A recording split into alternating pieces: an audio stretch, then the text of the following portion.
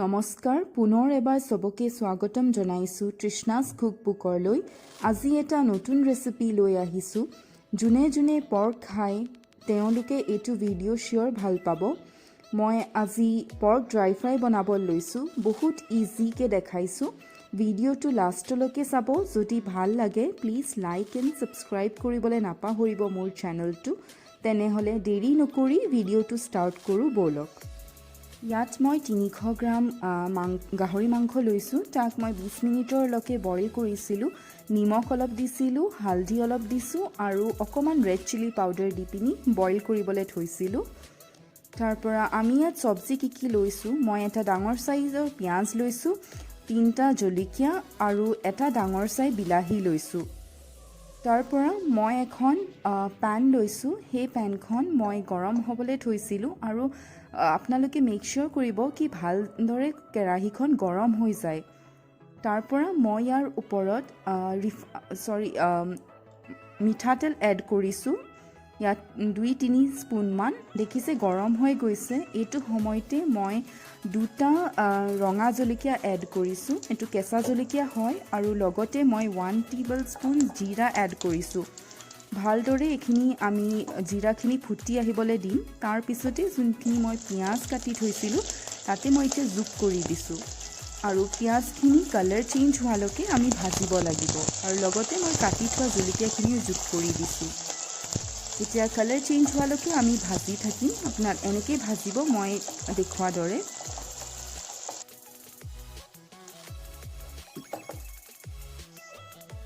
এতিয়া দেখিছে আমাৰ কালাৰ চেঞ্জ হৈ গ'ল। মই এইটো সময়তে নহৰু আৰু আদাৰ পেষ্টটো দি দিছোঁ আৰু আমি এইকেইটা ভাজিব লাগিব নহৰু আদাৰ কেঁচা গোন্ধটো যোৱালৈকে। এতিয়া এইটো সময়তে মই কাটি থোৱা বিলাহীখিনি যোগ কৰি দিছোঁ। আমি বিলাহীখিনি ভালদৰে সিজাই ল'ম যাতে বিলাহীখিনি ভালছে গলি যায়। আৰু মই এতিয়া ইয়াৰ ওপৰতে নিমখ দিছোঁ। নিমখ আপোনালোকে নিজৰ সোৱাদ অনুসৰি দিব পাৰে। নিমখ দিলে কি হয় আমাৰ বিলাহীখিনি জল্দি হৈ যায়। এতিয়া মই ভালদৰে লৰাই দিছোঁ এইখিনি। তাৰপৰা মই গেছটো মিডিয়াম কৰি পিনি অকণমান দেৰিলৈকে তেনেকৈ মই সিজাম। দেখিছে আমাৰ বিলাহীখিনি হৈ গৈছে। এই সময়তে মই ইয়াত মছলাখিনি যোগ কৰিছোঁ। মই আধা টেবল স্পুন হালধি দিছোঁ, আধা টেবল স্পুন মই ৰেড চিলি পাউডাৰ দিছোঁ। মই কাশ্মীৰী ৰেড চিলিটো ব্যৱহাৰ কৰিছোঁ। আপোনালোকে নৰ্মেল যোনটো ৰেড চিলি হয় সেইটো ব্যৱহাৰ কৰিব পাৰে। এতিয়া মই এইখিনি ভালদৰে লৰাই দিছোঁ। ইয়াতে মই ব্লেক পেপাৰ এড কৰিছোঁ। আপোনালোকে যদি বিচাৰে তেতিয়াহ'লে জালুকৰ গুড়ি নিদিবও পাৰে, কিন্তু দিলে টেষ্টটো ভাল লাগে খাবলৈ।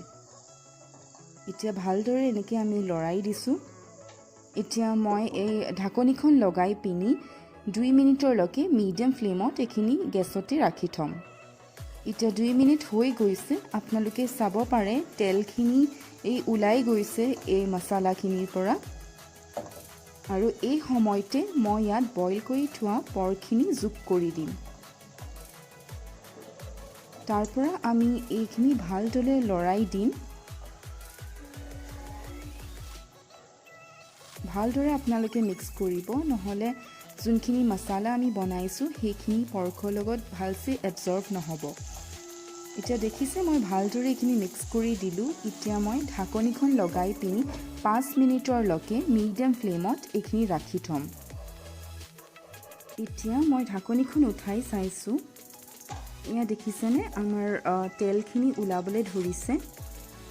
ভালদৰে মই আকৌ এবাৰ লৰাই দিছোঁ।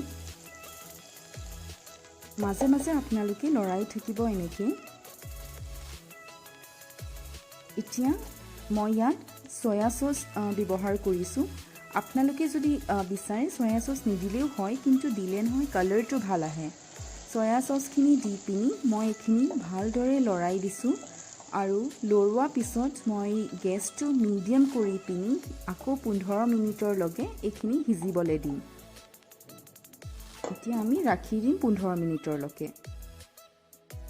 15 মিনিটৰ পিছত মই ঢাকনিখন উঠাই চাইছোঁ। এয়া দেখিছেনে আমাৰ পৰ্ক ড্ৰাই ফ্ৰাইখিনি অলমষ্ট ৰেডি হৈ গৈছে। ধুনীয়াকৈ সিজি গৈছে পৰ্কখিনি। এয়া চাওক ধুনীয়াকৈ তেলো ওলাই গৈছে মাংসৰখিনিৰ পৰা। এইটো সময়তে আমি গেছটো বন্ধ কৰি পিনি আমি ইয়াৰ প্লেটিং কৰিম। ৰেডি হৈ গৈছে আমাৰ পৰ্ক ড্ৰাই ফ্ৰাই। ঘৰতে ৰেষ্টুৰেণ্ট নিচিনা পৰ্ক ড্ৰাই ফ্ৰাই বনাব পাৰে এনেদৰে। বনাই চাব যেনেকৈ মই ভিডিঅ'টোত দেখাইছোঁ। এণ্ড যদি বনাই মোক কমেণ্ট কৰিবলৈ নাপাহৰিব, মোৰ ভাল লাগিব। আৰু এণ্ড মোৰ চেনেলটো প্লিজ ছাবস্ক্ৰাইব কৰিবলৈ নাপাহৰিব এণ্ড বেল আইকনটো প্ৰেছ কৰি দিব, যাতে মই যেতিয়াই নতুন ভিডিঅ' আপলোড কৰোঁ আপোনালোকে ন'টিফিকেশ্যন পাই যায়। ভিডিঅ'টো চোৱাৰ বাবে থেংক ইউ।